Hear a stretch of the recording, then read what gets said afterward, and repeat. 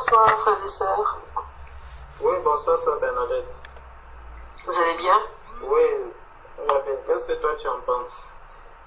Écoute, moi ce que j'en pense, c'est que moi je pense que les parents ils ont bien. Je pense que l'enfant méritait vraiment une fessée et lui expliquer vraiment que ce qu'il avait fait n'était pas bien. Donc si lui il avait compris pourquoi il avait reçu cette fessée, qu'il aurait pu faire le nez. Enfin, je pense qu'il aurait peut-être pu épargner cela à ses parents s'il était conscient de ce qu'il avait fait.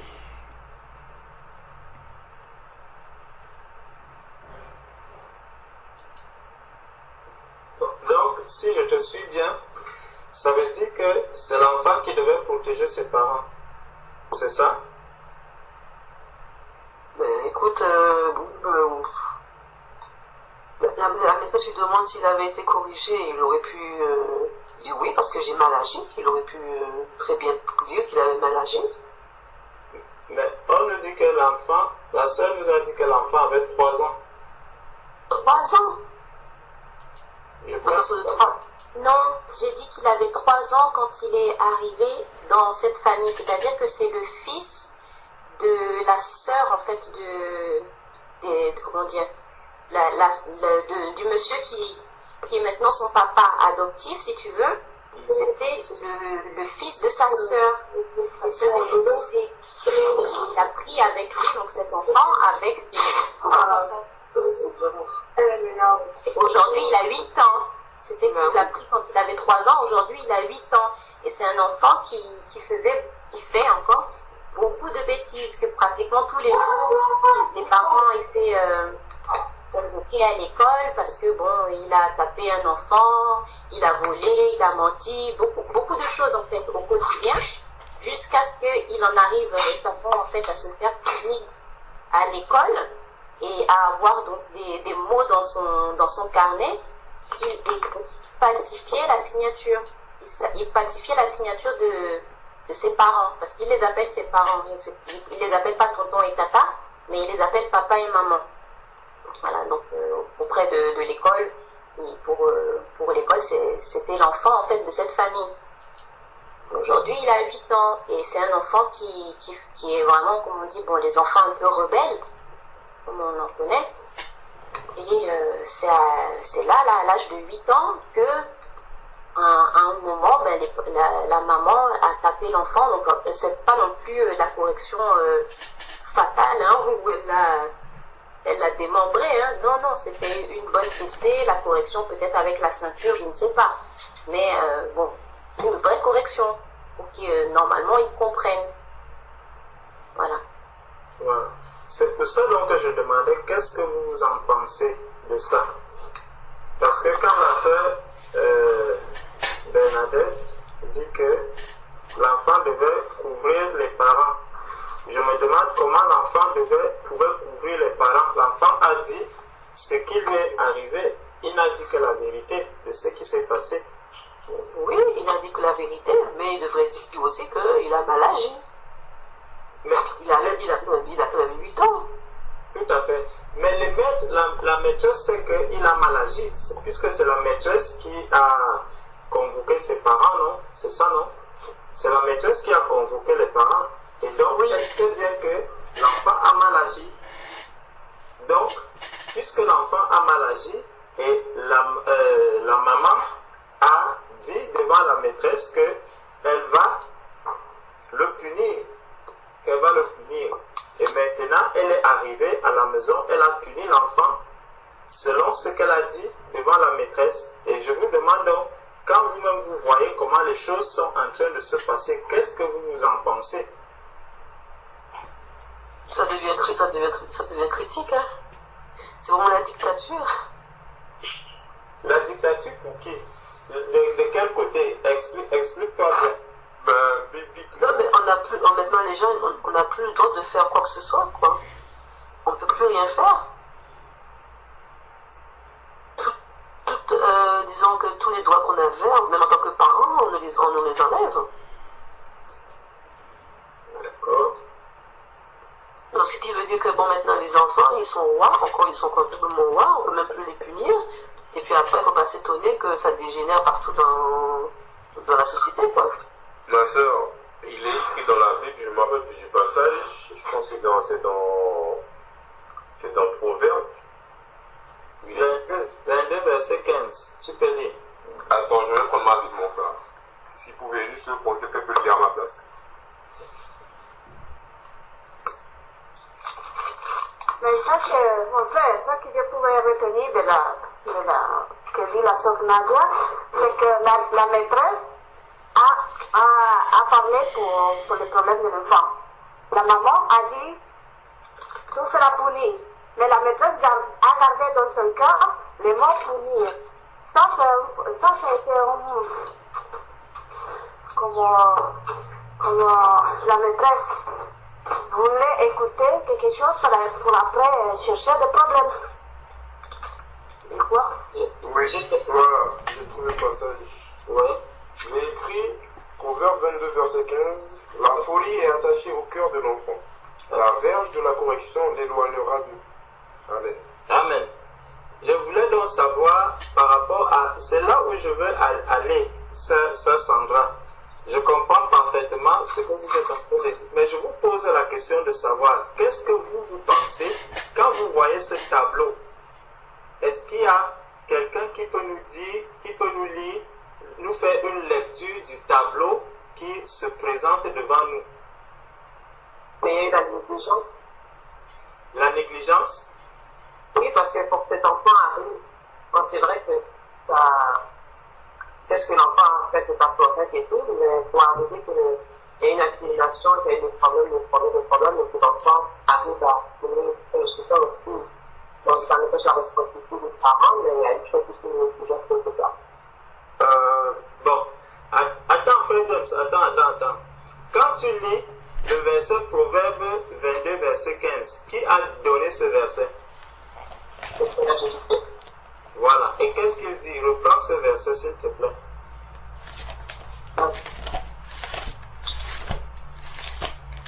Juste la première partie. Désolé, j'avais pas dans la Bible, c'est quel verset? Proverbe 22, verset 15. Proverbe 22.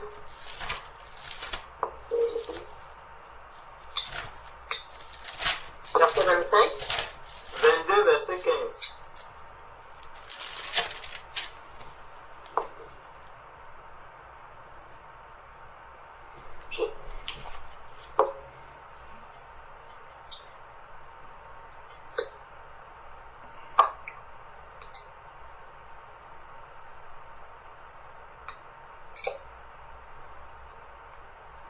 Allô? Oui, désolé, je cherche un peu long, mais si quelqu'un peut le mettre, que j'avais pas ma Bible, je peux me chercher. Je peux lire, non? Attends, laisse la sœur lire. Sois patient, frère James. Ça, c'est mon frère. Que Dieu te bénisse.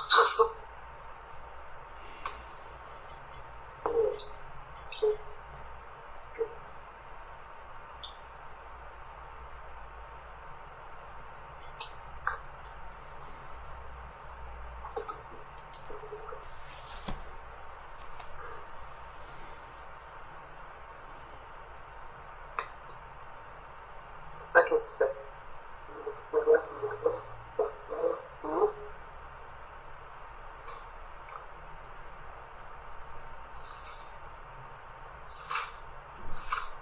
La folie est... Oui, vas-y. Désolé. La folie est attachée au cœur de l'enfant, la verge de la correction de l'éloignement de lui. Non, lis juste la première partie. La folie est attachée au cœur de l'enfant. Amen. Bon. Donc, quand tu parles donc de négligence, Dieu, lui, il dit que la folie est attachée au cœur de l'enfant. Donc, ça veut dire que l'enfant, tel que Dieu le voit, quand Dieu voit un enfant, il voit l'état du cœur de cet enfant. Lui-même dit que la folie est attachée au cœur de l'enfant. Donc, je n'exclus pas le fait que la négligence peut y arriver parce que dans Proverbe 22, au verset 6, le Seigneur nous dit déjà, instruis l'enfant selon la voie qu'il doit suivre. Donc, quand Dieu regarde le cœur de l'enfant, il voit la folie qui est attachée à ce cœur. Et il dit donc qu'il faut déjà faire quoi? Instruire l'enfant. Donc, de ce côté, il y a une part de vérité, c'est que tu peux avoir de la négligence. Ça peut ne pas toujours être le cas, mais il est possible qu'il y ait de la négligence. Donc, pour quelqu'un qui n'a pas instruit l'enfant selon la voie qu'il doit suivre, la suite, c'est que, et quand il sera vieux, il ne s'en détournera pas. Donc, ça, c'est ce qui revient le devoir d'un parent vis-à-vis de ses enfants. Le devoir d'un parent vis-à-vis de ses enfants, c'est d'instruire ses enfants selon la voie qu'il doit suivre, dans le but de le préparer au temps où il sera grand. Et donc, lorsque le Seigneur, ici dans le verset 15, il vient rappeler que la folie est attachée au cœur de l'enfant et il donne le remède à cette folie. Donc, lorsqu'on instruit l'enfant, en même temps, il y a l'instruction, mais lorsque tu vois que c'est la folie qui est en train de prendre le dessus sur l'instruction que tu donnes, il donne le remède. Il dit, tu prends maintenant la verge et la correction l'éloignera de lui. La verge de la correction l'éloignera de lui. Donc, ça, c'est ce que le Seigneur nous dit lorsque tu prends Proverbe 22, verset 6 et Proverbe 22, verset 15. Je nous demande donc, quand nous voyons ce qui s'est passé, parce que ça, c'est un aspect du problème.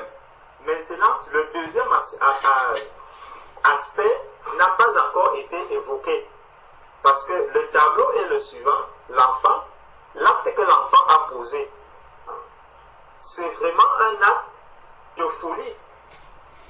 D'aller imiter la signature de la maman, de l'amener à l'école pour dire que voilà, c'est maman qui a signé à l'âge de 8 ans. Ce qui n'est pas déjà acceptable. Donc il y a déjà un vrai problème. Maintenant, vous êtes face à des personnes qui sont matures. Donc sa maîtresse, elle est bien mature. Ce n'est pas un enfant, elle n'est pas mineure. Quand elle voit donc l'acte de l'enfant, la décision, la maman arrive, la maman qui est convoquée, et elle dit que voilà, comme tu as posé un tel acte, tu vas être puni. La maman arrive donc à la maison, elle punit donc l'enfant, et lorsqu'elle a puni l'enfant, l'enfant revient à l'école et on lui demande comment s'est passé ton week-end, quelle est la punition qu'on t'a infligée, et en disant j'ai reçu une fessée, la maman est convoquée, on retire les enfants, il y a toute une batterie de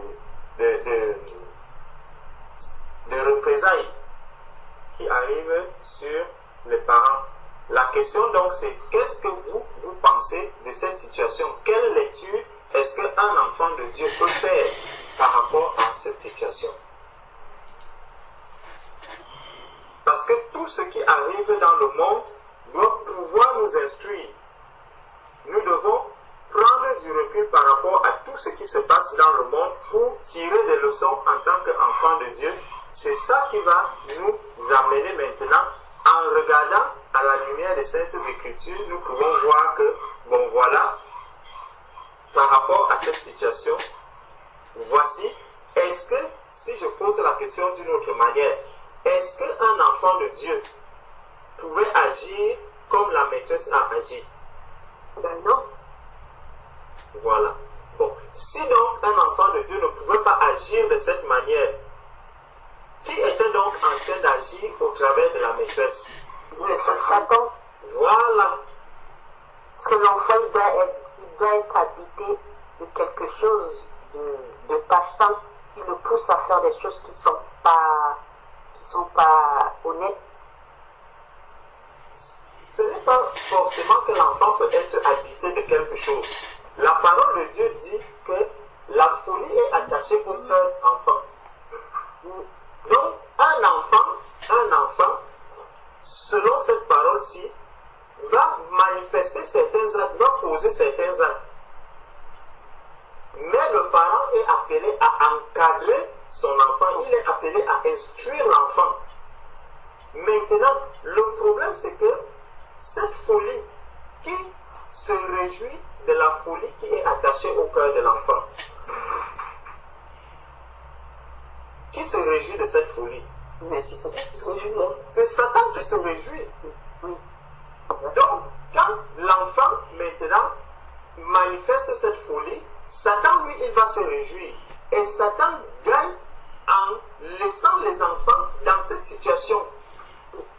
C'est pour ça que tout ce qui se passe aujourd'hui, où on va interdire ceci, on va interdire, il faudrait que nous puissions avoir une bonne lecture de là où va le monde, là où nous sommes en train d'aller, l'apostasie dans laquelle le monde est en train d'entrer. Il faudrait qu'on ait toujours cette lecture, qu'on comprenne lorsqu'il y a un problème, qu'on l'analyse non pas comme avec les yeux du monde, mais avec les yeux spirituels.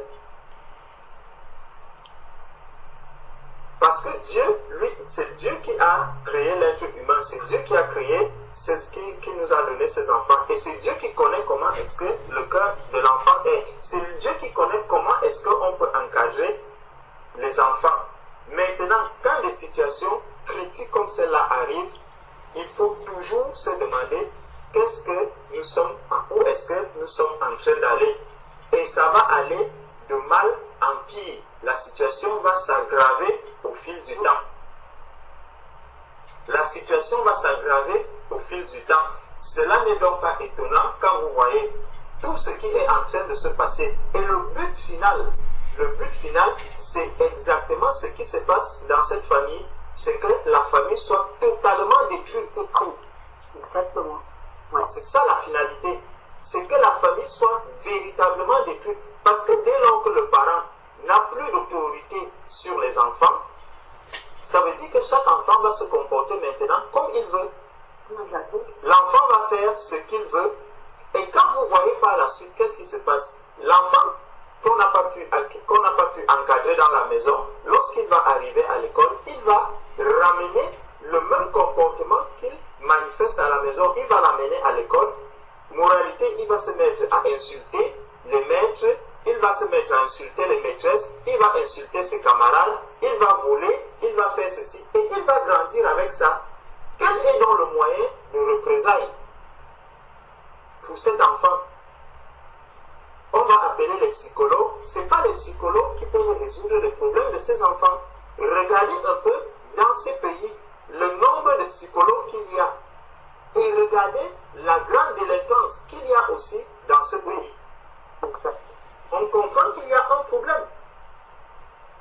Pourquoi? Simplement parce qu'on est sorti de la volonté de Dieu. On a dévié la voie que le Seigneur avait prévue pour éduquer les enfants, pour encadrer les enfants.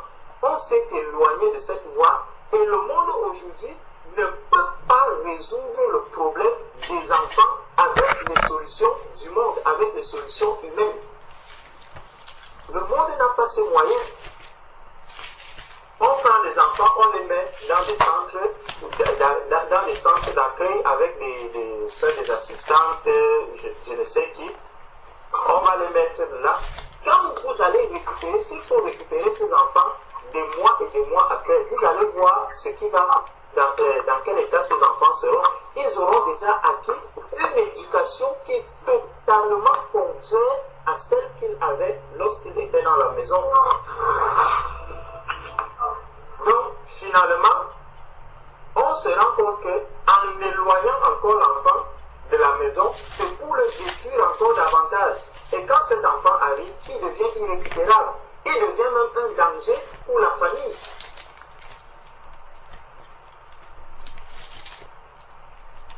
Et les parents n'auront qu'une seule chose, les yeux pour pleurer. Parce que ça ne peut pas réjouir un parent. Et ça va détruire véritablement les familles. Ça va détruire parce que quand une situation comme celle-là se passe, il va commencer à avoir des problèmes entre les frères et sœurs de la même famille qui ne vont plus s'entendre. Oh, tel est comme ça, alors nous ne voulons, moi je ne peux plus accepter qu'il fasse ceci. Le père aussi peut-être, il s'en prend à la maman parce que généralement c'est les mamans qui subissent. Le père va s'en prendre à la maman que non, c'est parce que tu t'es mal comporté, tu as mal agi, tu as fait ceci. Directement, les problèmes arrivent entre le père et la mère. Voilà donc la séparation. Comme ce ne sont même pas des convertis, chacun va dire, bon, comme moi tu estimes que je ne suis pas bien, je ne sais pas garder les enfants, bon, moi je divorce. Je vais au tribunal, on me donne mes enfants, je vais garder, la maman va de son côté, elle récupère les enfants, le père va de l'autre, il récupère ses enfants. Mais les enfants de Dieu, comment est-ce que nous devons donc nous comporter dans une telle atmosphère? Comment est-ce que nous devons réagir face à tout cela? C'est pour ça que nous sommes appelés à beaucoup prier pour nos enfants. Les enfants doivent être un sujet parce que le diable voit que c'est la cible. Si maintenant les parents sont déjà matures, les parents sont matures, les parents ont déjà acquis une certaine expérience de la vie, bien qu'eux-mêmes soient égarés, mais les plus vulnérables, ce sont les enfants. Et c'est eux que le diable va chercher maintenant à attaquer et à abattre. N'oublions pas, Proverbe 13, verset 24 dit que celui qui ménage sa verge reste son fils. Celui qui ménage sa verge reste son fils. Et dans le monde aujourd'hui, puisqu'on a interdit de toucher à l'enfant avec la verge, ça veut dire que le monde est en train de dire qu'il est nos enfants. Proverbe 13, verset 24, celui qui ménage sa verge est son fils. Donc, vous ne pouvez pas dire que le monde, en éloignant la verge des enfants, aime ses enfants. C'est faux. La suite de ce verset, c'est que, mais celui qui l'aime cherche à le corriger. Donc, comment donc corriger l'enfant? Est-ce que c'est simplement en disant, bon, on va te parler, on va te parler, on va te parler? Le Seigneur lui-même nous dit que l'enfant, les oreilles de l'enfant ne sont pas encore prêtes à écouter. Les oreilles des enfants ne sont pas encore prêtes à écouter une correction. On ne peut pas encore corriger l'enfant avec les paroles. Ce n'est pas par les paroles qu'on va corriger un enfant. Il dit, c'est avec la verge. Donc si on éloigne la verge, le Seigneur dit que comme tu éloignes la verge de l'enfant, cet enfant, tu ne l'aimes pas.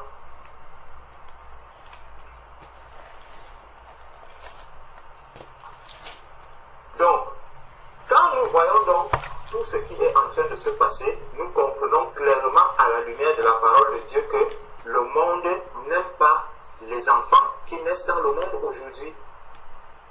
Les enfants qui arrivent dans le monde ne les aime pas. Et c'est pour ça qu'on adopte toutes ces lois, on fait toutes ces choses, on établit toutes ces lois qui sont en train de s'établir. C'est parce que l'amour pour ces enfants n'existe pas dans le monde. Le monde n'aime plus ses enfants. Et c'est normal parce que l'enfant est une bénédiction d'abord pour les parents. Donc, dès lors que c'est une bénédiction pour les parents, le premier responsable de l'enfant, c'est d'abord le parent en question, celui à qui le Seigneur a donné ses enfants. C'est d'abord lui le premier responsable des enfants. Donc c'est lui qui est la meilleure personne pour encadrer, pour éduquer les enfants.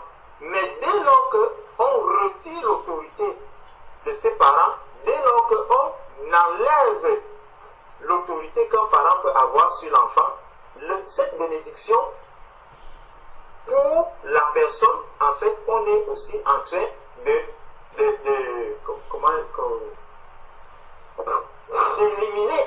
d'éliminer ce qui vient mettre le sceau à la bénédiction du Seigneur. Donc le monde est véritablement en train de combattre le Seigneur. Même dans les moindres choses, dans la famille, le monde est en train de combattre le Seigneur. Parce que quand on retire l'autorité d'un parent, d'un parent sur ses enfants, c'est Dieu, automatiquement, c'est l'autorité du Seigneur dans la famille qu'on est en train de retirer, dont le monde est en train de combattre Dieu à travers toutes ces lois. Et ça, c'est dans la famille, c'est au sein de la famille que cela se passe. Ça commence avec les enfants, après ça va tomber, ça va retomber sur la famille, le noyau familial, et toute la famille va se casser. Toute la famille va se détruire. Les seules choses qu'on peut faire, c'est de construire des prisons pour mineurs, c'est de construire des centres d'hébergement pour mineurs. Pourquoi ne pas donner une véritable autorité aux parents pour dire, voilà, vous devez encadrer les enfants. Comment est-ce que les parents sont même associés aux décisions que l'on prend sur les enfants? Parce que étudier la vie, la psychologie d'un enfant, ce n'est pas à l'école qu'on va étudier la psychologie d'un enfant. Il faudrait vivre avec l'enfant. Il faut vivre avec l'enfant pour connaître comment se comporte un enfant, pour savoir comment est-ce que l'enfant est. Et quand tu prends la parole de Dieu, le Seigneur a décrit le comportement de l'enfant. Le comportement de l'enfant est décrit dans la Bible, dans la parole de Dieu. Donc il faudrait s'appuyer sur la parole de Dieu, voir celui qui a créé l'enfant, comment est-ce qu'il décrit l'enfant, pour pouvoir dire, bon voilà ce qu'on va faire pour l'enfant. Nulle part il n'est dit qu'il faut créer des centres de rétention pour les enfants. Entre créer un centre de rétention pour les enfants et donner la possibilité à un parent de corriger l'enfant, qu'est-ce qui est meilleur? Vous laissez l'enfant avec ses parents, on dit aux parents de corriger les enfants afin que lorsque l'enfant, un parent, quel est le parent? Dans Proverbe 29, verset 15, dit, la verge et la correction donnent la sagesse, mais l'enfant livré à lui-même fait honte à sa mère. Donc lorsqu'on prend un enfant, on le livre à lui-même, parce que les assistantes sociales, je ne sais pas, les personnes qui iront encadrer cet enfant ne sont pas les parents de l'enfant. L'enfant est véritablement livré à lui-même dans ce milieu. Ça veut dire qu'il va rencontrer les autres enfants qu'on a aussi mis de côté, qu'on a aussi mis à part. Une personne ne va pas s'occuper de 30 enfants. C'est impossible. Ce serait comme si on disait qu'à l'école, le maître remplace le parent, le père ou la mère de l'enfant. C'est impossible. Cela ne se peut pas. Cela ne se peut pas. Un parent qui a peut-être 3 enfants, il va mieux surveiller, il peut mieux surveiller ses enfants qu'un maître ou une maîtresse qui s'occupe de 30 élèves dans une salle de classe. Le Seigneur nous dit donc qu'un enfant livré à lui-même fait honte à sa mère. Et c'est pour ça que quand un enfant est mis de côté de cette manière, lorsqu'il revient à la maison auprès de sa maman, la maman voit un autre comportement. Faites juste l'expérience pour les enfants qui ont vécu dans les internats.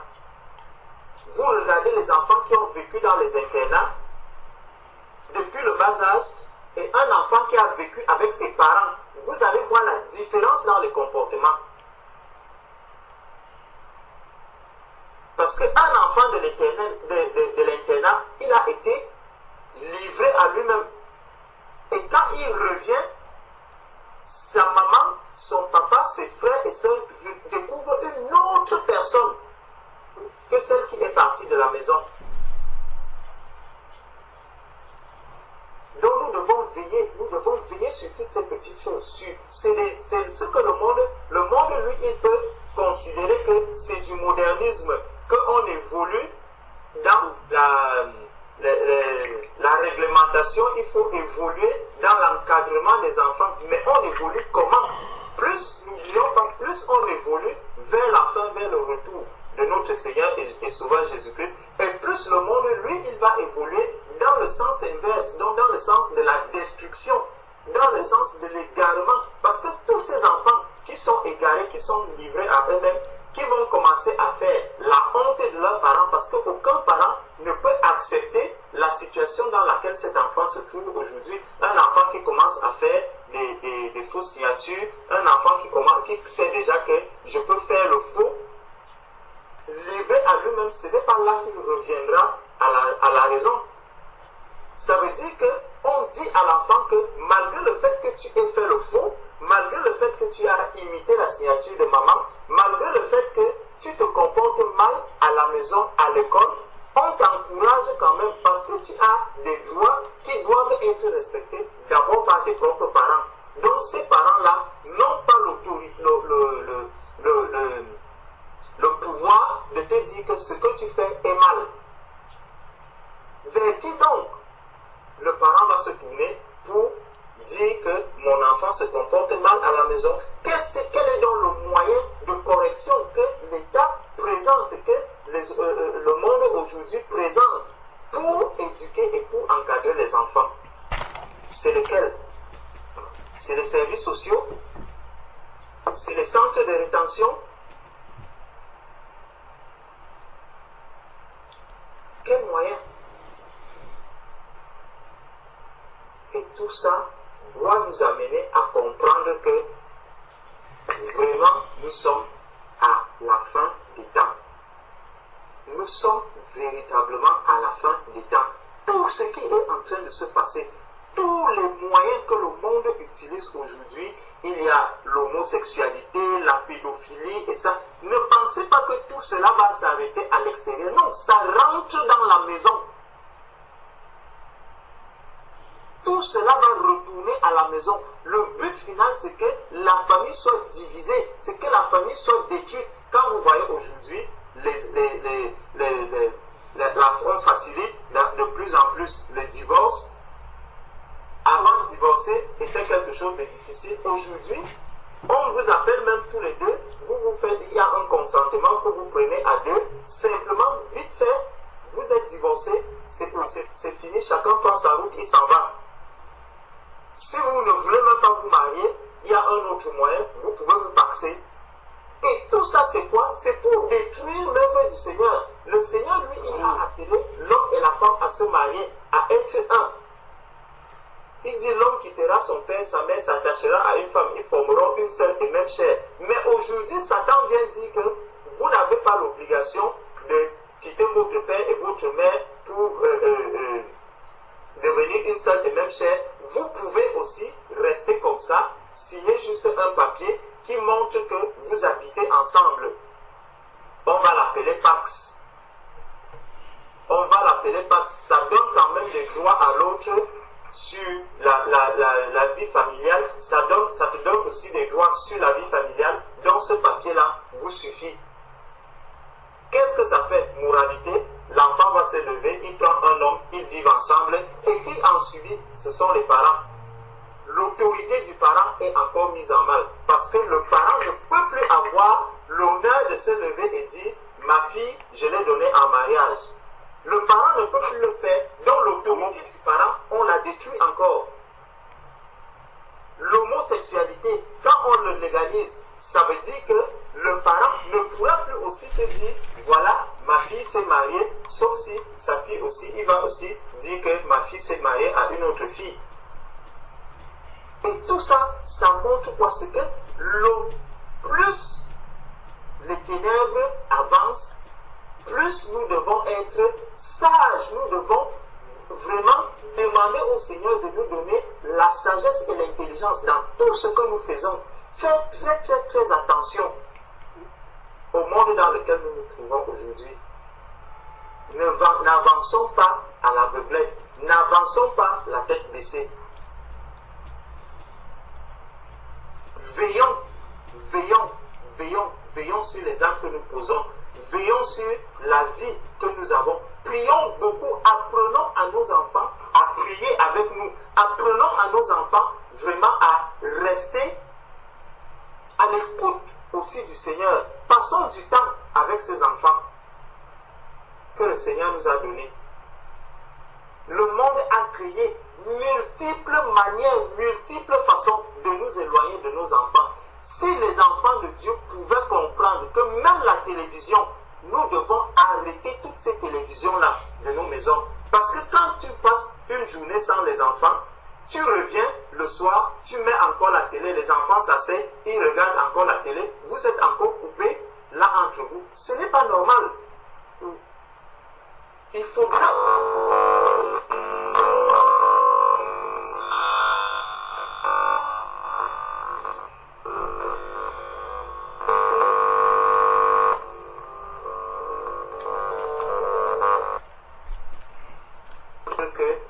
en prendre soin. La parole de Dieu dit que celui qui ne prend pas soin des siens n'est pas différent de quelqu'un qui a renié la foi. Parce que ne pas prendre soin de ses propres enfants, c'est comme si j'ai renié la foi. Parce que ces enfants, ils vont se perdre à la fin. Véritablement, ils vont se perdre à la fin.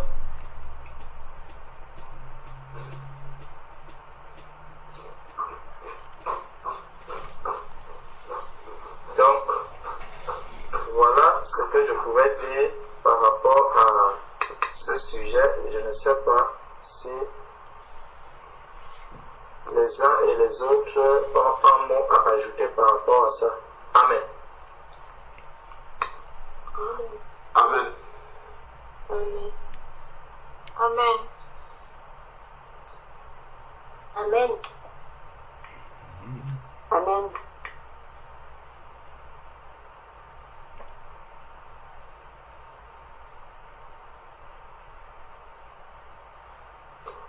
Bonsoir frère Alain.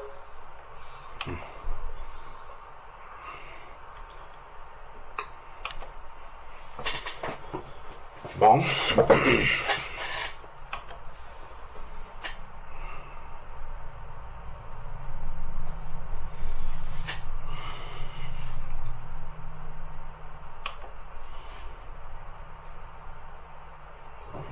Bonsoir Matek.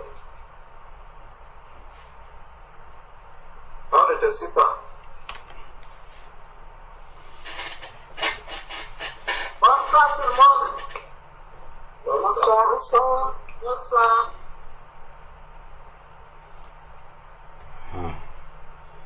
Wonderful.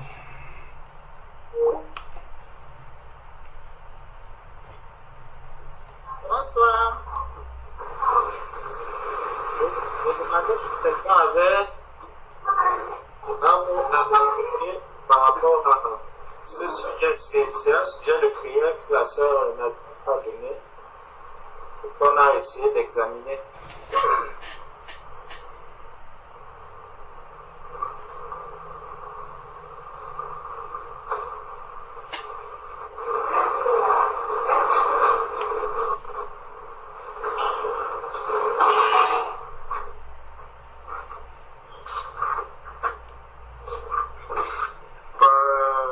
Franchement, comme tu as dit, frère, hein, comme le Seigneur a dit même, nous connaissons nos enfants, voilà, ils se livrent à eux-mêmes.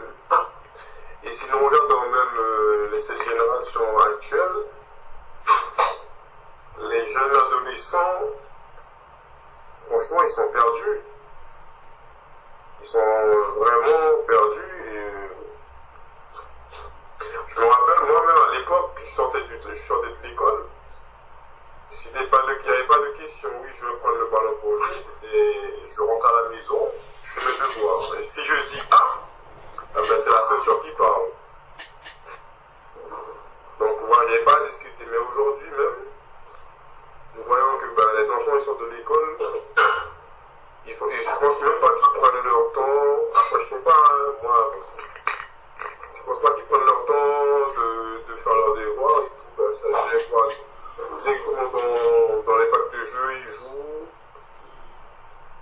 Donc après, voilà, franchement, ça va de pire en pire. Hein.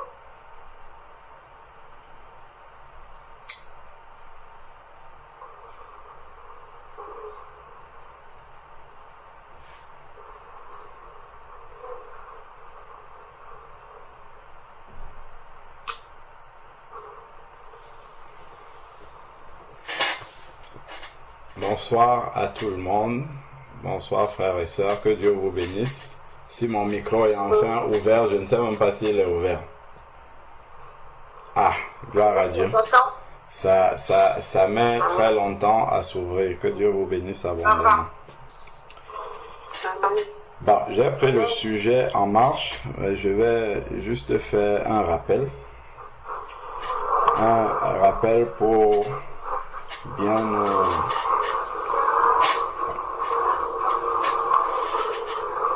Il y a un micro qui est ouvert.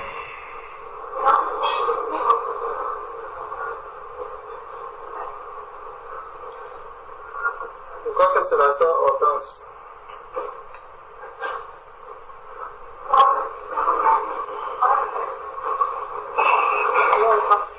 Ton micro, c'était...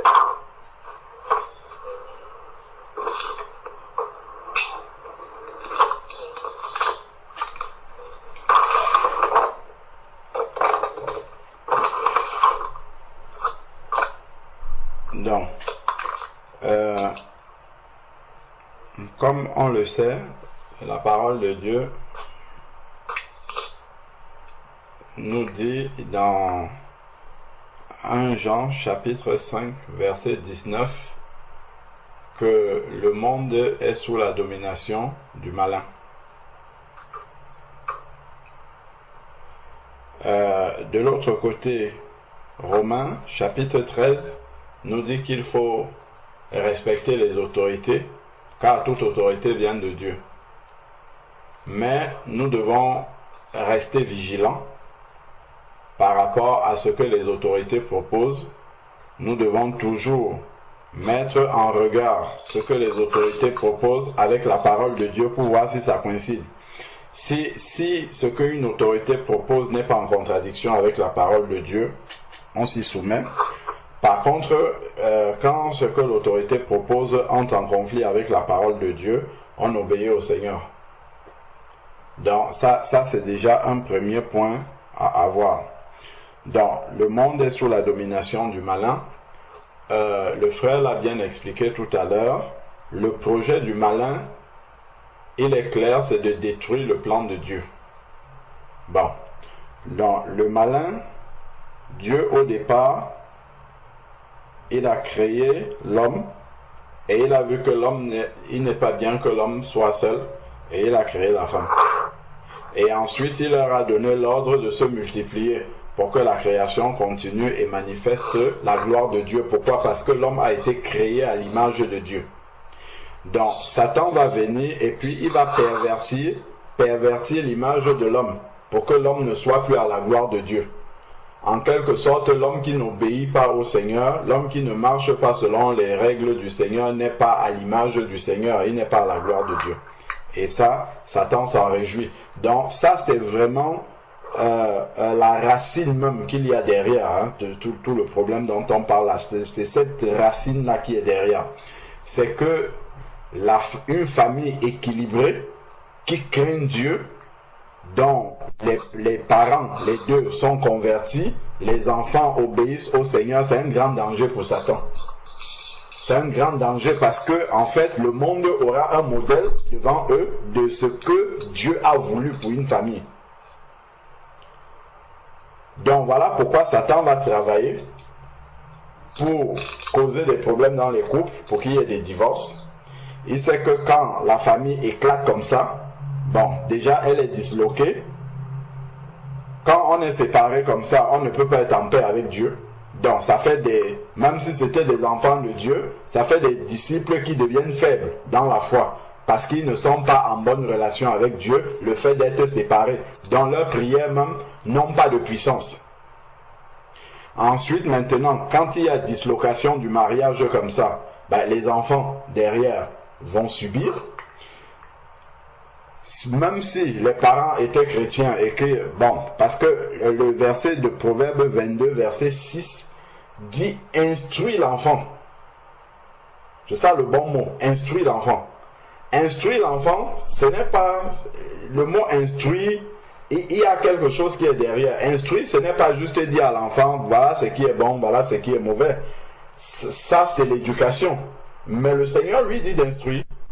Et c'est ça qu'il fait avec nous. Le Seigneur nous a instruits. C'est pour ça que Jésus est descendu sur la terre. C'est pour nous instruire. Parce que derrière instruire, ce n'est pas seulement dire que c'est ça qu'il faut faire. C'est qu'il faut que tu fasses ce que l'enfant voit. Il faut que l'enfant ait un modèle. C'est pour ça que Jésus est descendu, pour qu'on voit le modèle de l'obéissance à Dieu. Parce que les prophètes ont parlé, les juges ont parlé, ainsi de suite. Mais on n'avait pas encore vu un modèle d'obéissance à Dieu, le modèle parfait de l'obéissance à Dieu. On n'avait jamais vu ça. Abraham a obéi, mais il est tombé quand même. David a obéi, il est tombé quand même. Samuel a obéi, il est tombé quand même. Tous, ils ont obéi. Moïse, mais il est tombé quand même. Il n'y a que Jésus qui n'est jamais tombé. Donc on n'avait jamais vu le modèle parfait d'obéissance. Donc le Seigneur nous demande d'instruire les enfants, c'est-à-dire de leur montrer le modèle. Montrer, non seulement dire que c'est ça qu'il faut faire, mais leur montrer comment on le fait. C'est-à-dire que les enfants puissent avoir un modèle à imiter. Donc Satan sait déjà que quand il va casser ce modèle-là au niveau des parents, en fait, l'enfant n'a plus de repères. C'est fini. L'enfant a des mauvais repères. Voyez par exemple des parents qui sont divorcés.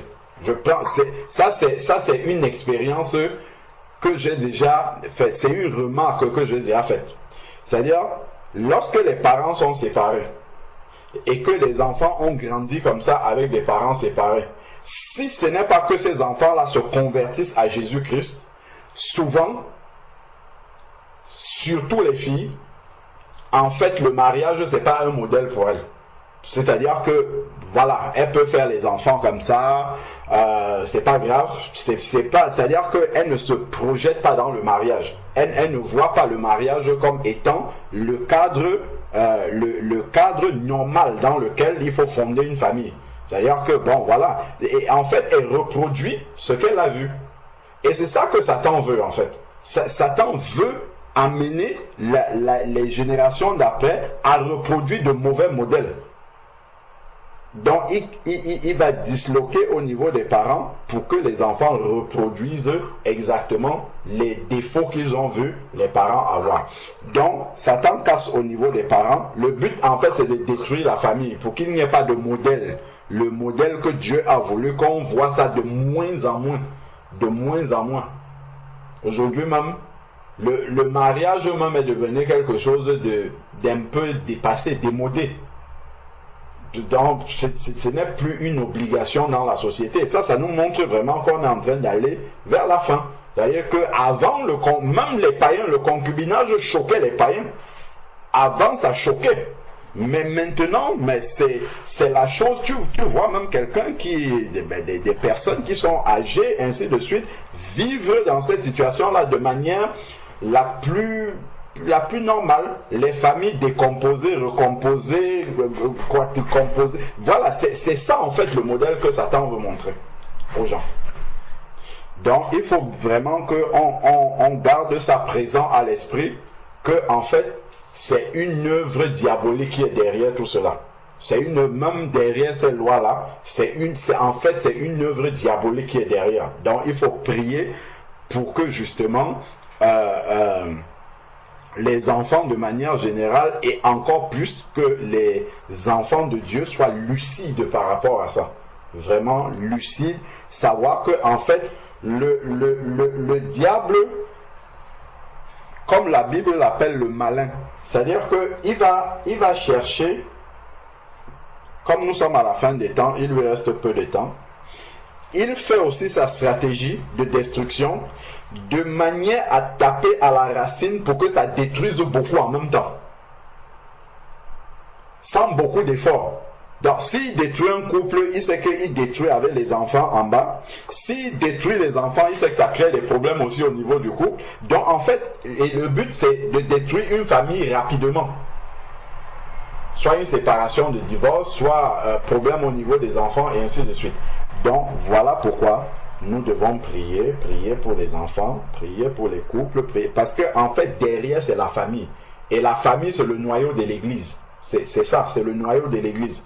Et c'est ça qu'il veut détruire complètement. Donc une fois qu'on a compris déjà ça, maintenant pour ce qui concerne les enfants concrètement, on a compris, il y a eu plusieurs versets qui ont été lus. Proverbe 13, verset 24.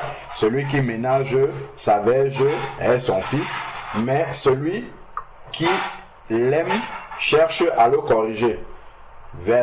Proverbe 19, verset 18. Châtie ton fils, car il y a encore de l'espérance, mais ne désire pas le faire mourir. Donc la correction, la verge est dans un but pédagogique pour le Seigneur. Ensuite, maintenant, nous avons n'épargne pas, c'est Proverbe 23, verset 13 à 14, n'épargne pas à l'enfant, n'épargne pas la correction à l'enfant. C'est ce que le Seigneur lui dit. Celui qui nous a créés, celui qui est le modèle, il dit de ne pas épargner la correction. Donc si l'école demande ou les autorités demandent d'épargner, en fait c'est contre la volonté de Dieu. Donc ça il faut le savoir. Il faut savoir que ça c'est contre les Écritures. Donc il dit n'épargne pas la correction à l'enfant. Si tu le frappes de la verge, il ne mourra pas. Parce qu'on va vouloir nous faire croire que, bon voilà, la verge c'est dangereux pour l'enfant et tout. Celui qui est le créateur, lui, il dit que l'enfant ne mourra pas. Donc il ne mourra pas. Ensuite, maintenant, en le frappant, nous sommes au verset 14. En le frappant de la verge, tu délivres son âme du séjour des morts.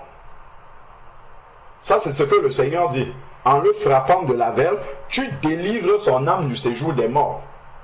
Bah évidemment, en faisant ça, on va s'exposer au risque de... Voilà, on est exposé aux services sociaux, ainsi de suite. Et puis finalement, en fait, c'est un prix à payer pour notre foi. Pour l'obéissance au Seigneur. Aujourd'hui, il n'y aura peut-être pas la statue de Nebuchadnezzar devant laquelle il va falloir aller se prosterner. Mais en obéissant à ces lois qui sont des lois contre la parole de Dieu, c'est la même chose que se prosterner devant la statue de Nebuchadnezzar au temps de Daniel. Si nous on obéit à des lois comme ça, sachant que ça ne vient pas de Dieu, c'est la même chose de se plier à des lois qu'on sait bien qu'elles sont diaboliques et quel est le fond derrière ces lois-là. Donc il faut qu'on soit lucide par rapport à cela. Ensuite, maintenant, on a dit aussi tout à l'heure, Proverbe 29, verset 15, la verge et la correction donnent la sagesse. La verge et la correction donnent la sagesse, mais l'enfant livré à lui-même fait honte à sa mère. Le frère avait cité ça. Ensuite, le verset 17, toujours Proverbe 29, châtie ton enfant et il te donnera du repos. Châtie ton enfant et il te donnera du repos. Il procurera des délices à ton âme. Ça, c'est le Créateur qui dit. Donc, en fait, quand on le fait, il faut le faire dans l'esprit. Il ne faut pas le faire dans la chair. Si on châtie l'enfant dans la chair, en fait, ça ne produit pas le fruit que le Seigneur nous dit ici. Il faut le faire vraiment dans l'obéissance au Seigneur, sachant en fait que le Seigneur, qui sont les reins, qui sont les cœurs des enfants, que nous on ne comprend pas encore, le Seigneur nous donne la manière dont il faut le faire. Donc, il donnera du repos à ton âme. Donc ici, le Seigneur nous a montré comment il faut procéder. Maintenant, regardons ce qui arrive à notre société aujourd'hui.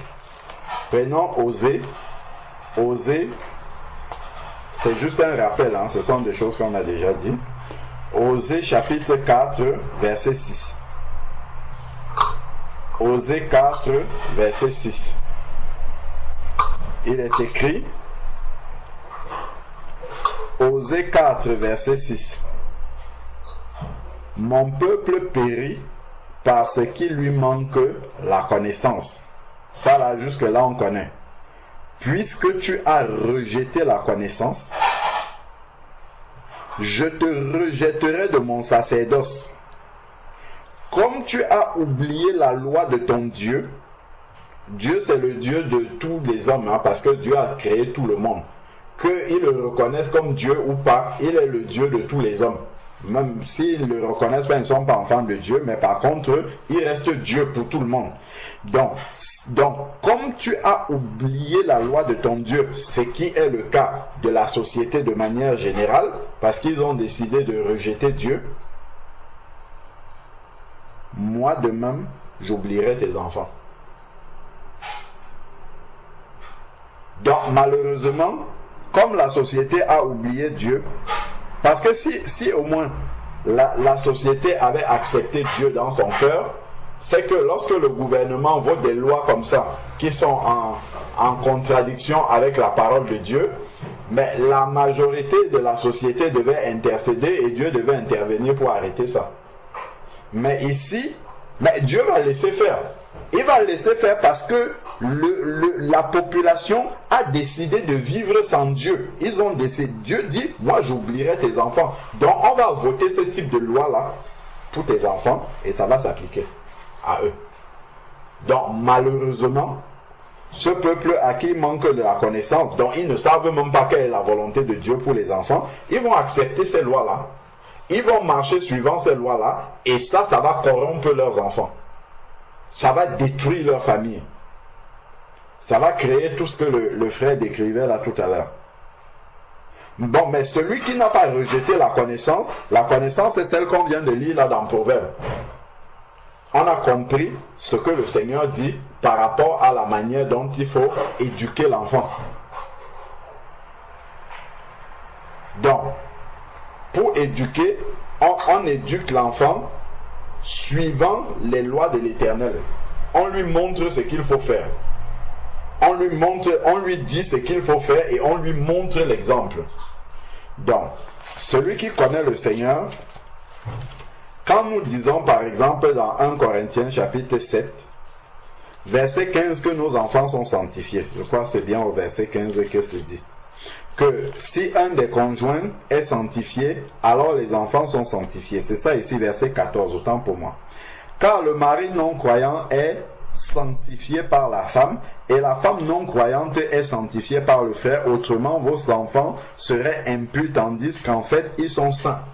Comment est-ce que les enfants sont saints? Ce n'est pas par, par un claquement de doigts comme ça que les enfants des convertis deviennent saints. Non. Ils sont saints parce que les parents étant saints obéissent au Seigneur et font ce que le Seigneur demande de faire. Parce que si on ne fait pas ça, nos enfants ne seront pas saints. Si tu n'éduques pas tes enfants, par exemple, à ne pas prononcer des gros mots, et qu'ils ramènent les gros mots à la maison et que toi ça t'amuse, tu les laisses faire, mais ils ne sont pas saints du tout. Ce verset-là ne va pas s'appliquer. Le verset s'applique si le parent qui est saint veille. Il veille à appliquer les lois de l'Éternel pour ses enfants.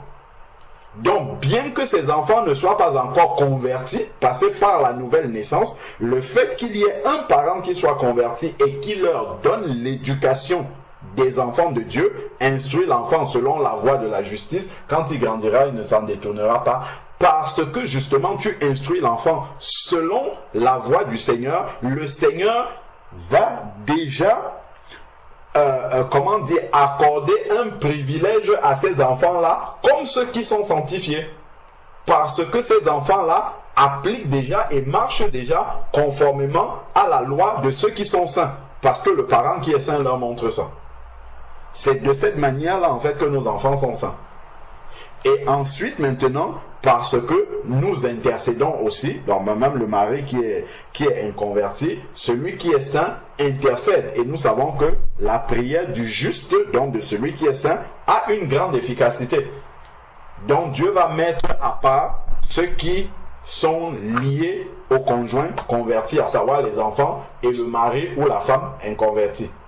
Donc, c'est de cette manière-là, en fait, qu'ils sont sanctifiés. Donc, celui qui n'a pas oublié la loi de l'Éternel, c'est le contraire de Osée 4, verset 6. Celui qui n'a pas oublié la loi de l'Éternel, l'Éternel sanctifie ses enfants. Parce que lui, il met en pratique la parole de Dieu, et les enfants ont un modèle qu'ils voient, qu'ils peuvent imiter. Et c'est comme ça que Dieu les met à part. Donc, on a même dans Deutéronome,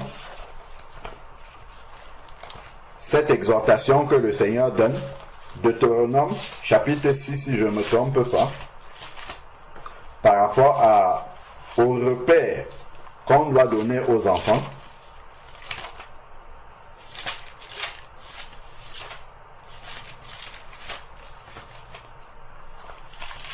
Donc nous avons un grand devoir dans la prière, un grand devoir dans les explications aux enfants, un grand devoir dans,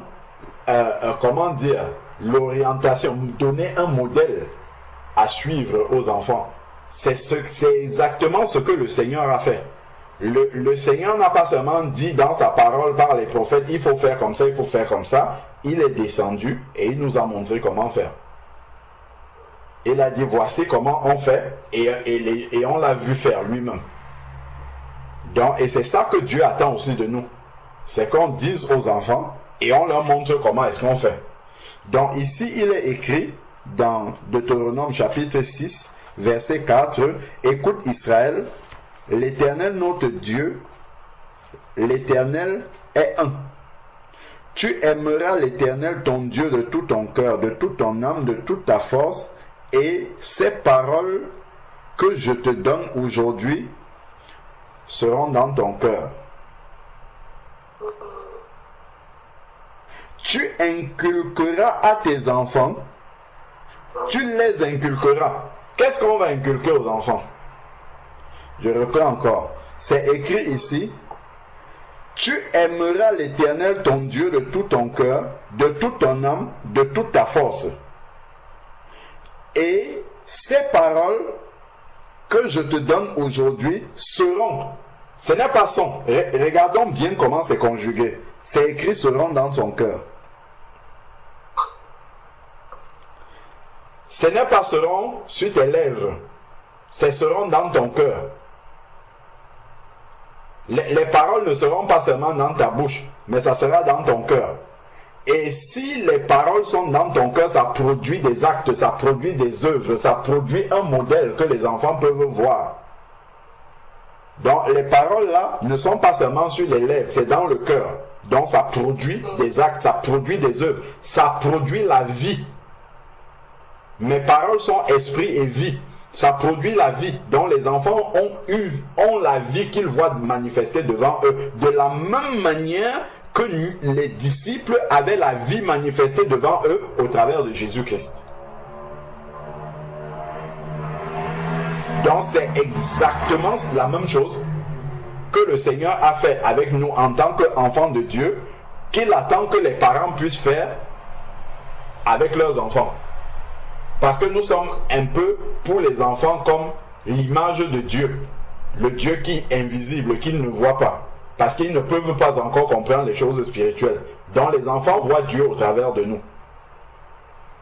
D'où justement la nécessité et la responsabilité de comprendre que en fait c'est de cette manière-là que le Seigneur a prévu que nous puissions enseigner, instruire, montrer le modèle aux enfants. Donc le Seigneur dit d'abord, tu aimeras l'Éternel ton Dieu de tout ton cœur. Donc la première chose avant d'aller chercher au niveau des enfants, c'est d'abord nous-mêmes.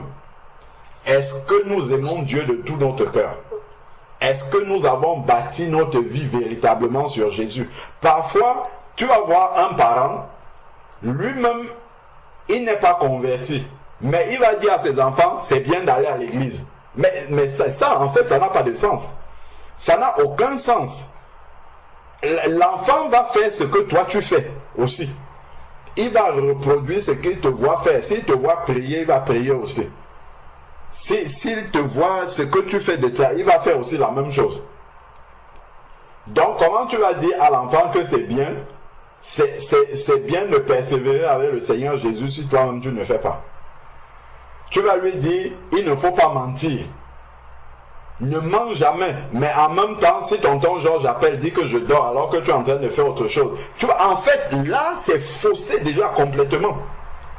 Donc, tu dis une chose et tu fais son contraire, tu fais autre chose. Donc, l'enfant n'a pas de repère. Et ça, ce n'est pas la vie. Ce sont des paroles, mais il n'y a pas la vie qui accompagne les paroles. Donc, l'enfant n'est pas impacté, en fait, par tout ce que tu dis.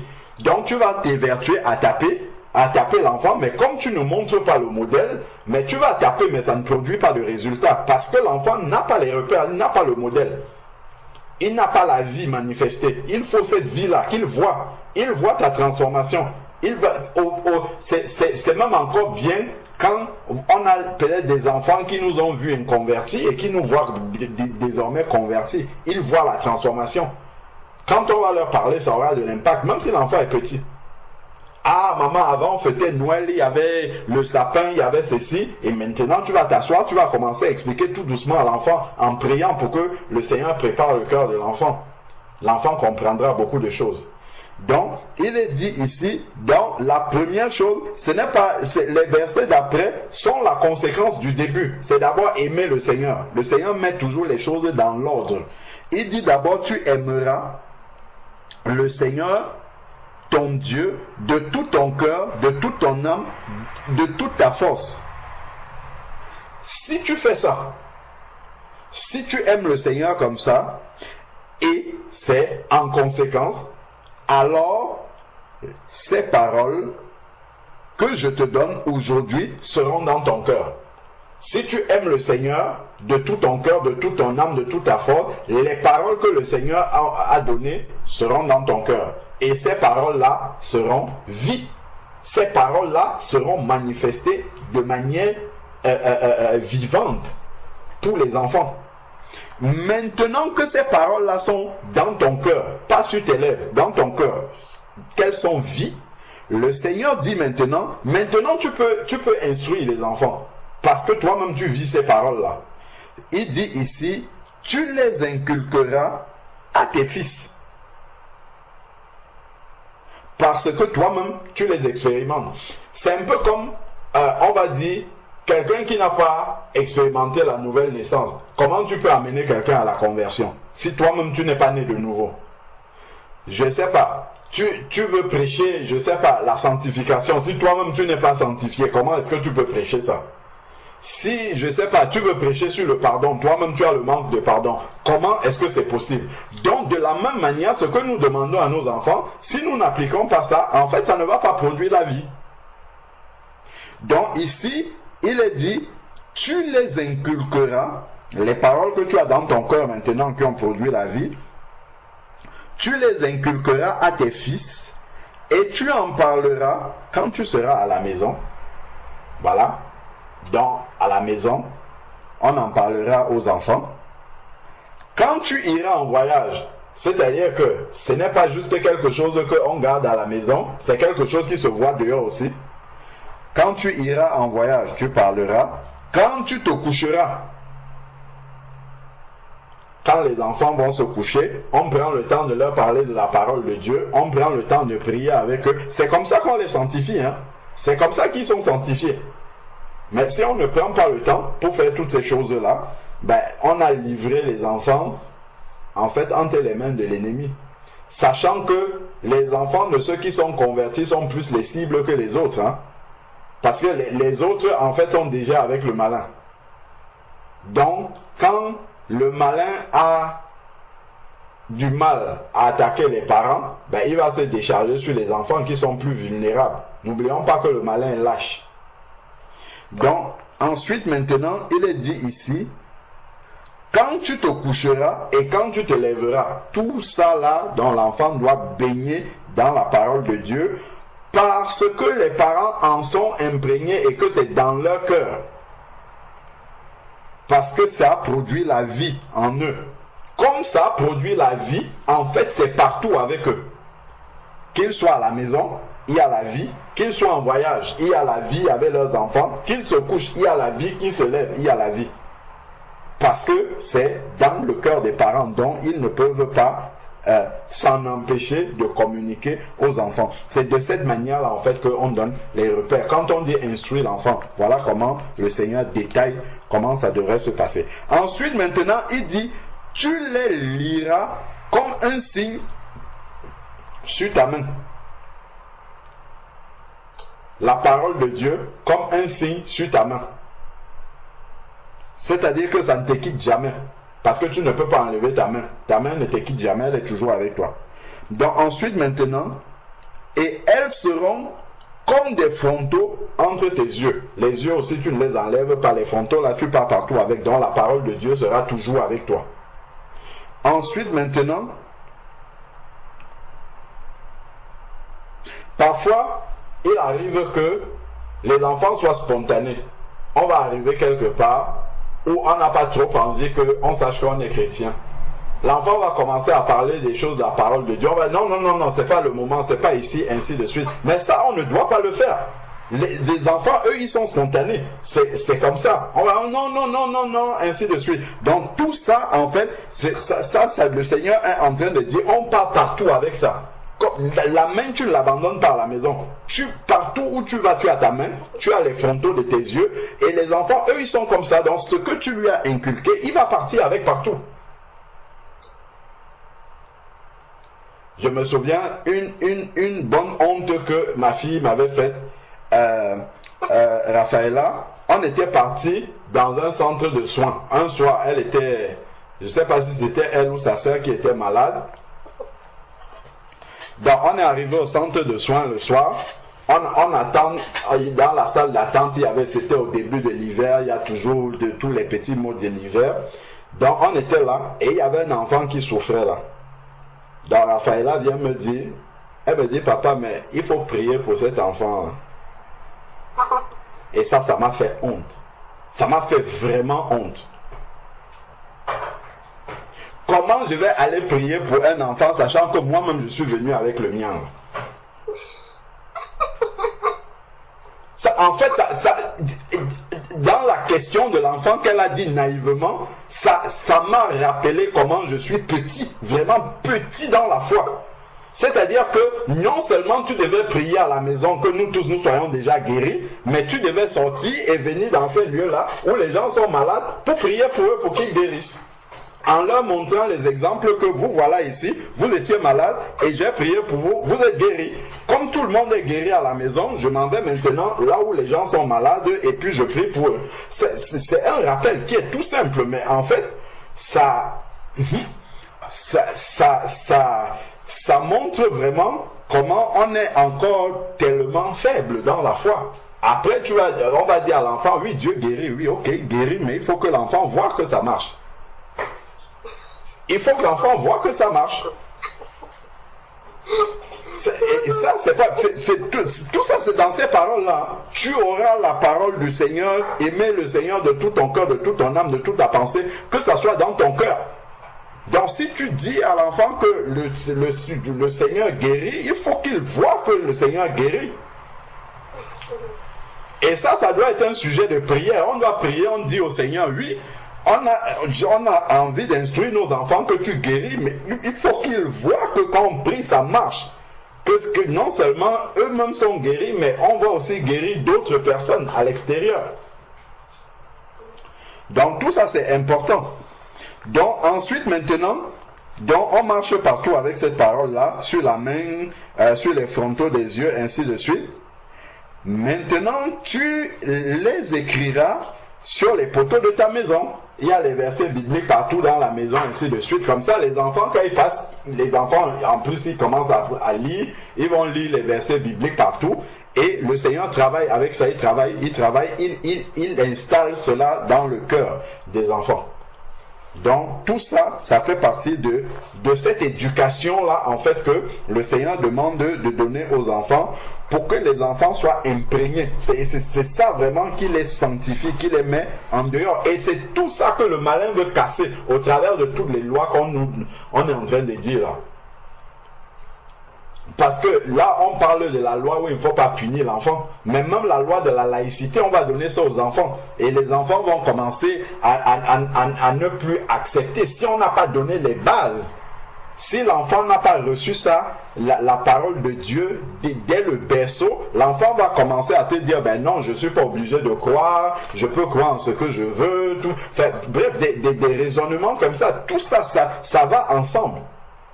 Je peux choisir le sexe que je veux à 18 ans, toutes les abominations que nous voyons maintenant. Donc si on ne veille pas à mettre ces garde-fous là, comme le Seigneur nous dit ici là, c'est ça qu'il faut faire pour que l'enfant ait des repères. que l'enfant ait vraiment les bases solides. Donc, tu les écriras sur les poteaux de ta maison et sur les portes. Donc, comme on a vu déjà, le Seigneur donne vraiment un modèle lui-même avec nous, que nous devons reproduire avec nos enfants aussi. Donc, le Seigneur, par exemple, ne nous épargne pas la correction. Je crois qu'on a des exemples dans la parole de Dieu qui nous parlent de ça. Si on prend Hébreux chapitre 13, si je ne me trompe pas, le Seigneur parle de ça. Donc, lui-même, il fait la même chose avec nous, mais le monde nous dit de ne pas faire ça avec nos enfants.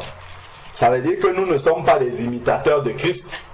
La parole de Dieu nous dit d'être ses imitateurs, donc nous devons faire comme il fait. Donc,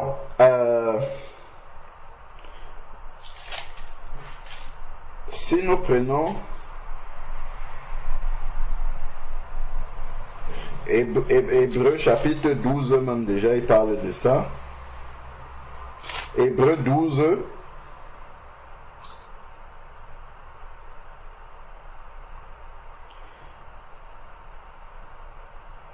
à partir du verset 3, il est dit: considérez en effet celui qui a enduré de la part des pécheurs une telle opposition contre sa personne, afin que vous ne vous fatiguez pas l'âme découragée. Bon. Ensuite, maintenant, il dit verset 4, vous n'avez pas encore résisté jusqu'au sang en combattant contre le péché.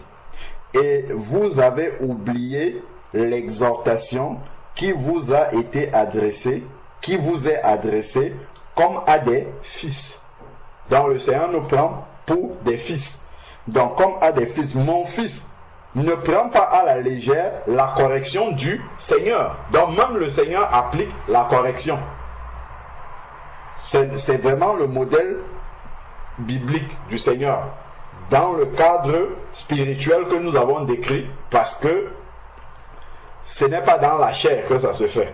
Donc, et ne te décourage pas lorsqu'il te reprend. Donc nous devons reprendre aussi nos enfants. Car le Seigneur corrige celui qu'il aime. Donc de la même manière, si nous corrigeons nos enfants, c'est un signe d'affection. Et il faut être sûr devant le Seigneur que quand on le fait, c'est par affection qu'on le fait. Parce que s'il y a quelque chose d'autre qui nous énerve et qu'on se décharge sur les enfants, ça c'est pas de l'affection, ça. Donc il faut sonder vraiment nos cœurs et être dans la direction du Seigneur lorsque on applique une correction à un enfant. Donc, car le Seigneur, verset 6, corrige celui qu'il aime et frappe de verge tous les fils agréés. Ça c'est ce que Dieu fait. Donc si nous on épargne nos enfants, on épargne à nos enfants la verge, ça veut dire qu'on ne reproduit pas le modèle du Père. On n'est pas imitateur du Père. Mais le Père, il ne nous châtie pas pour rien. Il nous châtie pour nous faire avancer. Il nous châtie pour nous construire, pas pour nous détruire. Donc c'est tout cela en fait qu'il faut prendre en compte. Par exemple, un parent qui va dire une mauvaise parole à un enfant, une parole qui va décourager un enfant. Par exemple, un parent qui va mal parler. Allô?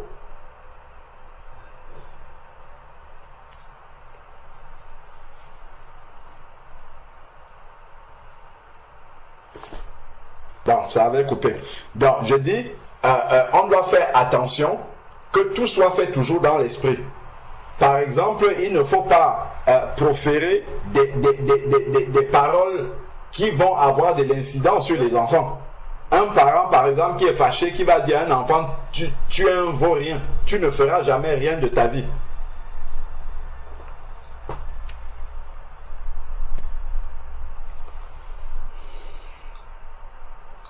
Allô? Voilà, donc merci beaucoup frère. Donc un parent qui va dire à l'enfant, tu ne feras jamais rien de ta vie, tu es un vaurien. C'est des choses qui ne doivent jamais se retrouver, sortir de la bouche d'un parent qui connaît le Seigneur. Parce que ces paroles-là, en fait, sont des paroles qui vont agir sur l'enfant.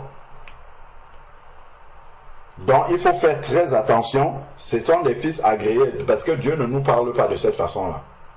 Dieu, quand il nous châtie, il nous explique et il nous montre de quelle manière, en fait, il veut nous faire avancer au travers de ce châtiment-là. Donc, c'est ce qui est écrit ici. Ensuite, il dit, verset 7, « Supportez la correction comme des fils que Dieu, c'est comme des fils que Dieu vous traite. » Donc, de la même manière, nous devons faire la même chose aussi à nos enfants. C'est comme à des enfants, si nous donnons la correction, c'est à la manière de Dieu. C'est pas à la manière des hommes. C'est pas à la manière de la société. Car, quel est le fils que le père ne corrige pas? Or, on nous dit de ne pas corriger. Non. Dieu, lui, le fait. Et ensuite, il dit, mais si vous êtes exempt de correction à laquelle tous ont part, tous les vrais enfants ont part à la correction. Donc, parmi nos enfants doivent avoir part aussi à la correction. Et ça montre que nous les aimons. Mais il faut que ça soit fait dans l'esprit. C'est pour ça qu'on a pris le temps d'expliquer tout ce qu'il y a eu avant. Il dit, mais si vous êtes exempt de correction, c'est-à-dire que si Dieu ne nous donne pas de correction, à laquelle tous ont part, alors vous êtes des enfants bâtards et non des fils. C'est-à-dire des enfants illégitimes de Dieu. Donc si on épargne la correction à nos enfants, si nous épargnons la verge à nos enfants, la Bible dit, ça c'est le langage du Seigneur, il dit en fait que ces enfants-là sont comme des enfants illégitimes. Est-ce que nous comprenons bien ce que ça veut dire? Ça veut dire que ce ne sont pas nos vrais enfants. Ce sont les enfants de la société. C'est ce que Dieu dit. Si on épargne la correction à nos enfants, en fait, ça veut dire pour le Seigneur que ce sont des enfants illégitimes. Mais si ce sont nos enfants véritables que le Seigneur nous a prêtés, nous a confiés, alors nous devons faire comme le Père fait avec nous, parce que nous sommes ses enfants légitimes. Donc ensuite, maintenant, ici, et non des fils. Et après, il va expliquer ce que les pères ont fait. Et au verset 11, il dit, toute correction, il est vrai, paraît être au premier abord un sujet de tristesse. Je crois que pour la plupart d'entre nous qui sommes adultes aujourd'hui, pour ceux qui ont grandi avec leurs parents et qui ont eu de bonnes corrections, aujourd'hui, nous pouvons remercier nos parents de ne nous avoir pas épargnés à ce moment-là. Parce que s'ils nous avaient épargnés, nous serions certainement, nous aurions eu mauvaise éducation aujourd'hui. Comme nous pouvons voir les conséquences de cette éducation qui n'est pas selon la parole de Dieu. Donc, toute correction, il est vrai, paraît au premier abord un sujet de tristesse, comme punit l'enfant, il est triste, ainsi de suite. Mais quand il grandira plus tard, quand il deviendra adulte, quand lui-même aura des enfants, c'est là où il va commencer à comprendre que, hey, en fait, quand mes parents me corrigeaient, quand ils m'infligeaient ça, en fait, c'était pour que je comprenne ceci. Parfois même, quand on devient, plus adulte et qu'on quitte le foyer familial et qu'on va vivre peut-être seul ailleurs pour ses études ou quelque chose comme ça, quand on commence à être confronté nous-mêmes aux réalités de la vie, c'est là où on commence à comprendre pourquoi les parents étaient durs par rapport à tel aspect. On comprend que c'est tout ça qui nous a formés, qui nous a forgés, qui a fait que nous puissions avoir du recul. De la même manière, mais si les parents n'ont pas été fermes avec on parle souvent d'enfants gâtés. Souvent, il y a des enfants, quand ils sont tout seuls, ils arrivent peut-être tout seuls pour les études, ils ne s'en sortent pas parce qu'ils ont été assistés pour tout, ils ont toujours été aux petits soins, on ne les a pas appris à se débrouiller, donc ils sont perdus. Ils sont perdus parce que les parents n'ont pas été carrés, ils n'ont pas fait les corrections comme il fallait, ils n'ont pas donné les bons repères. Les enfants manquent de repères. Ils sont là, ils sont perdus, ils ne savent pas se débrouiller. Ils ne savent pas, s'en sortir par eux-mêmes. Parce qu'on ne leur a pas donné le bon canevas. Les parents n'ont pas fait le travail tel que le Seigneur demande de le faire. Donc, toute correction, il est vrai, paraît être au premier abord un sujet de tristesse et non de joie, mais plus tard, voilà ce que j'étais en train de dire, plus tard, elle procure un paisible fruit de justice à ceux qu'elle a formé. Ça, c'est ce que Dieu fait vis-à-vis de nous et c'est la même chose avec nos enfants. Il suffit de voir juste nous-mêmes aujourd'hui qui sommes devenus adultes par rapport à ce que nos parents, pour ceux qui ont eu des parents qui ont fait le travail, même il y a beaucoup de parents qui ne connaissaient pas Dieu mais qui ont éduqué les enfants conformément au modèle de Dieu et ça a marché. Parce que la loi de Dieu reste la loi de Dieu. Ça a marché, ça a produit des fruits, ça a produit des enfants qui sont, comment dire, même s'ils ne sont pas convertis, qui ont un comportement correct au regard du Seigneur aujourd'hui, parce qu'ils ont reçu la bonne éducation avec les bonnes corrections qu'il fallait, bien comme le Seigneur le demande dans sa parole. Donc, voilà un peu, et il y a ce verset qui nous dit aussi, dans le psaume 23, le verset que nous connaissons bien, là où le Seigneur nous rappelle, dans le psaume 23, il dit au verset 4, « Quand je marche dans la vallée de l'ombre de la mort, je ne crains aucun mal, car tu es avec moi. » Regardez ce qu'il dit. Il parle au Seigneur. Il est dit, ta houlette et ton bâton, voilà mon réconfort. Ta houlette et ton bâton. Donc le bâton, la verge, est là pour corriger, pour ramener dans le droit chemin. C'est ça. Le berger qui suit les brebis, le bâton est là pour ramener la brebis qui sort. Ben, de la même manière pour les enfants aussi, la verge est là pour ramener, recadrer un enfant qui est sorti de comment dire, de l'éducation que le Seigneur donne. Donc, nous avons bien compris ce que le Seigneur demande par rapport aux enfants, ce que le Seigneur attend de nous-mêmes pour pouvoir être de véritables éducateurs, instructeurs de nos enfants. Éducateurs, c'est pour dire, et les instructeurs, c'est pour montrer comment on fait. Donc, voilà vraiment l'équilibre que le Seigneur permet qu'on puisse apporter par rapport à ça. Et nous avons compris au travers des versets que la folie est attachée au cœur de l'enfant, corrige l'enfant et te donnera du repos, tout ça. Tout ça, ça s'applique aussi au Seigneur, hein, au Seigneur et nous. Ces versets-là, ça s'applique aussi au Seigneur et nous. Le Seigneur nous corrige et nous châtie aussi pour que nous lui donnons un peu de repos. La folie aussi est attachée à celui qui est un enfant spirituel, qui est un bébé spirituel. D'où il ne faut pas rester bébé longtemps. Il faut vite grandir spirituellement pour atteindre la maturité spirituelle. Parce qu'on corrige moins un adulte. C'est aussi pour nous. En tant qu'enfant, maintenant vis-à-vis de notre Père. La folie aussi est attachée aux nouveaux convertis. La folie, non, même pas aux nouveaux convertis, mais la folie est attachée à celui qui reste bébé spirituel aussi. Donc nous ne devons pas, et le Seigneur châtie justement pour qu'on ne reste pas bébé, pour qu'on puisse grandir. De la même manière que nous faisons aussi à nos enfants. On les corrige pour qu'ils soient plus responsables, qu'ils soient plus matures, qu'ils soient plus, comment dire, vraiment plus réglés. Donc, il y a l'aspect spirituel qui est aussi derrière cela dans notre relation avec Dieu. Donc voilà un peu ce que je pouvais compléter de manière plus générale sur l'éducation de l'enfant, ainsi de suite. Amen.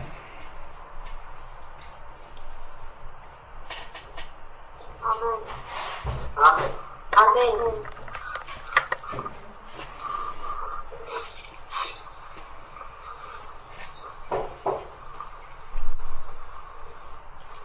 Est-ce que quelqu'un a une question par rapport à tout ce qu'on a dit?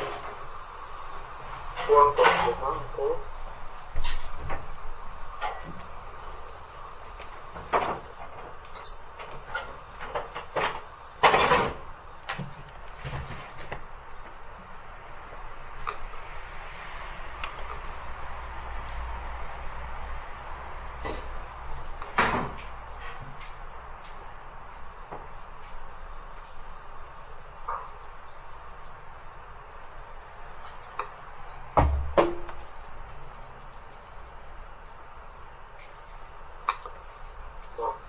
donne pas de complément.